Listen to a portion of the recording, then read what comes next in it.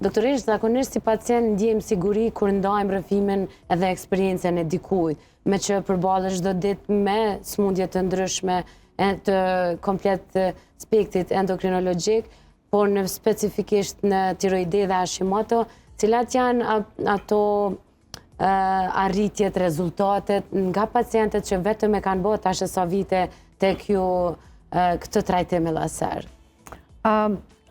Saranda është, do më thënë, unë e kom parë përvojën time, që veç po bohen 20 vjetë, 21 vite si mjek që punoj çdo ditë me pacient, mirë po edhe në studime. Do më thënë është evidence-based ose bazuar në dëshmi që përkundër faktit që ne ja japim dozën adekuate të levotiroksinës dhe që në analiza na tregon që ajo dozë është të ja kompenzu mjaftueshëm hormonin në mënyrë artificiale të tiroidës, ata vazhdojnë me pas ankesa.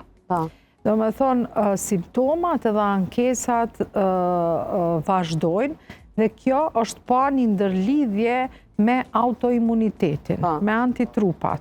Dhe është pa që vetë autoimuniteti po i shkakton përkundër që niveli i hormoneve mrin normale, ata kanë me vazhdu me pas vështërsi në raport me qysh kanë qenë para se mu shfaq smundja.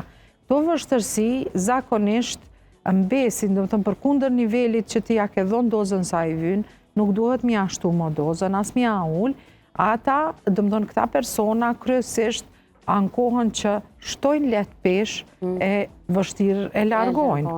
Është një prej ankesave, do më thonë kanë prirje shumë letë me shtu pesh. E kje rregullojnë qëtë problematikë?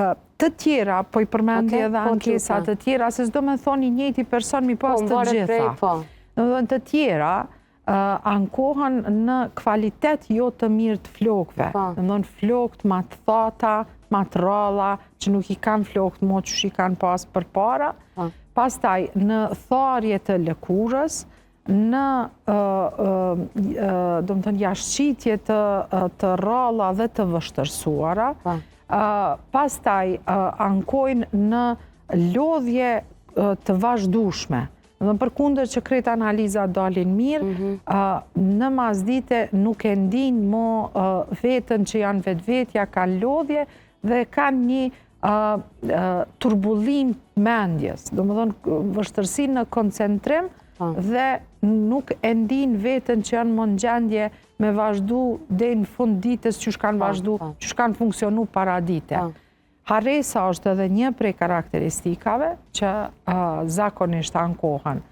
Dhe nëse e kombinoj të pacientat të cilët kanë fillu fotobiomodulimin, e kombinoj fotobiomodulimin me dozën adekuate të levotiroksinës dhe me ndryshimin e stilit të ushqimit dhe në përgjithësi të jetesës, rezultati është fenomenal.